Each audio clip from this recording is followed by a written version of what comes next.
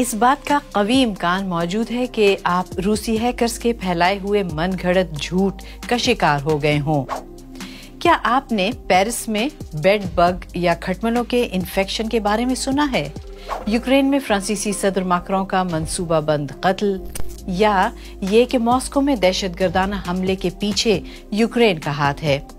ये सब जाली खबरें हैं जो आपको रूस की तरफ से मिली हैं। जहां डिजिटल डिसइंफॉर्मेशन की बात आती है तो रूस सबसे आगे नजर आता है। आखिर इसका मकसद क्या है?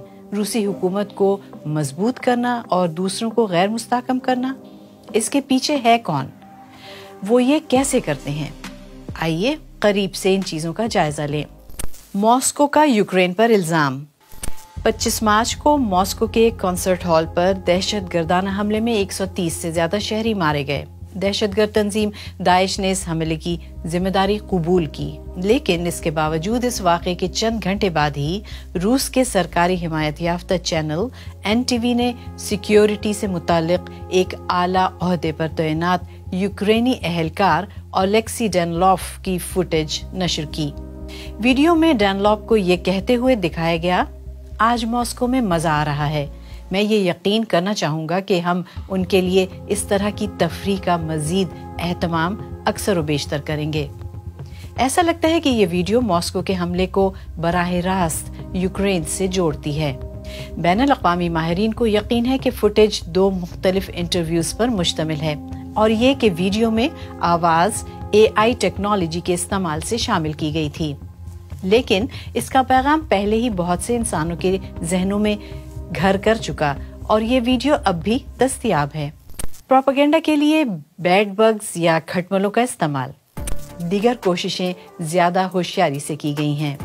2023 के आखिर में सोशल मीडिया पर शाया होने वाली रिपोर्ट्स ने पेरिस में बेड बग्स की अफजाइश का प्रोपेगेंडा किया और ये कि फ्रांसीसी दारुल हुकूमत में कोई वबा फैली हुई है और कुछ स्कूल भी बंद कर दिए गए हैं। लेकिन ये सब कुछ इतना बुरा नहीं था जितना कुछ खबरों ने इसे बना दिया था। खौफ हिरास को हवा देने वाले मज़ामीन पहले रूसी हिमायत याफ्ता चैनल्स पर शाया हुए और फिर हर जानिब फैल गए।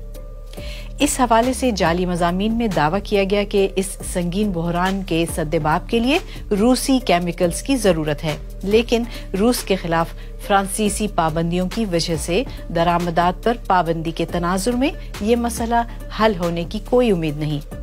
इन दावों की तायद के लिए फ्रांसीसी अखबार ला मोंटान के मज़ामीन का हवाला दिया गया, लेकिन जिस मजमून का हवाला दिया जा रहा था दरअसल वो भी जाली था। इसके बावजूद इस प्रोपेगेंडा मुहिम ने बेड बग्स के मसले को बहुत बड़े पैमाने पर फैलाया और सोशल मीडिया पर यह आलमी हिस्टेरिया या जुनून का बायस बन गया। Cloning news presenters. ऐसा पहली बार नहीं हुआ कि फ्रांस रूस की फैलाई हुई गलत मालूमात का शिकार हुआ हो। फरवरी में फ्रांसीसी सदर इमानुएल मैक्रों ने सिक्योरिटी वजूहात की बिना पर यूक्रेन का दौरा मुलतवी कर दिया था। इस ऐलान के कुछ ही देर बाद सोशल मीडिया पर एक जाली वीडियो गर्दिश करने लगी। इस वीडियो में चैनल फ्रांस 24 के एक रिपोर्टर ने दावा किया कि कीव दौरे के दौरान मैक्रों को कत्ल करने की तैयारी की गई थी और ये जाली क्लिप वायरल हो गया।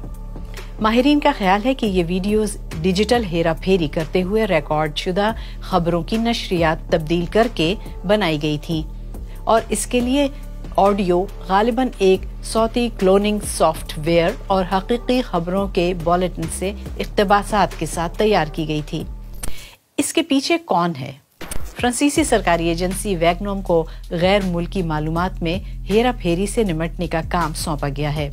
हाल ही में उन्होंने मॉस्को में कायम जाली न्यूज साइट्स के एक बड़े नेटवर्क का पर्दाफाश किया। पोर्टल कॉम्बैट नामी नेटवर्क 193 वेबसाइट्स पर मुश्तमिल है। ये सब यूक्रेन, यूरोपीय यूनियन, बरतानिया और अमेरिका में रूसी प्रोपेगेंडा और गलत मालूमात फैलाते हैं। ये नेटवर्क ज्यादातर यूक्रेन में तनाज़े के गिर्द बयानिए की तश्कील पर मरकूज है। रूस के यूक्रेन पर हमले को सिर्फ सोशल मीडिया, खास तौर पर टेलीग्राम पर बड़े जोर शोर से मुस्बत अंदाज में पेश किया गया है। उनका बुनियादी हरबा इंटरनेट को रूसी और रूस नवाज असर रसूख रूसी प्रेस एजेंसियों और मॉस्को के वफादार दीगर अकाउंट्स के मवाद से भर देना है। क्रेमलिन से मुंसलिक अकाउंट्स की मदद से उस नौयत की गलत मालूमात फैलाना जो मॉस्को के बयानिए के मुताबिक हो। ऐसा करना काफी अरसे से रूस की साइबर हिकमत अमली रही है। बदनाम ज़माना रूसी वेबसाइट ब्रिगेड को 2000 की दहाई के अवाइल से ही जाना जाता है। सर्द जंग के दौर से लेकर आज तक रूस की प्लेबुक गलत मालूमात और नफसियाती जंग की चालों से भरी पड़ी हैं। सोवियत यूनियन के टूटने के बाद मॉस्को ने अपने बयानियों को दूर दूर तक पहुंचाने के लिए रूस टुडे और स्पुतनिक जैसे रियासती हिमायत याफ्ता नशरियाती इदारों की ताकत का इस्तेमाल किया।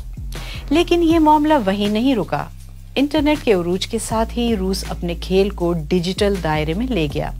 सोशल मीडिया पर ट्रोल फॉर्म्स, रियासती हिमायत याफ्ता हैकर्स और डिसइंफॉर्मेशन मुहिम के बारे में जरा सोचिए। और 2022 में यूक्रेन पर रूस के वसी पैमाने पर कब्जे के बाद से इन हथखंडों की तरक्की तेज तर हो गई है, जिसने दुनिया भर के मुख्तलिफ ममालिक को RT और स्पुतनिक पर पाबंदी लगाने पर उकसाया।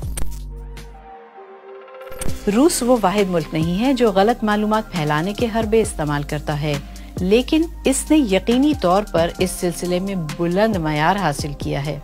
लिहाजा आप खबरों के हुसूल से कब्ल इनके ज़राए की जांच पड़ताल करें और इस बारे में चौकन्ना रहें।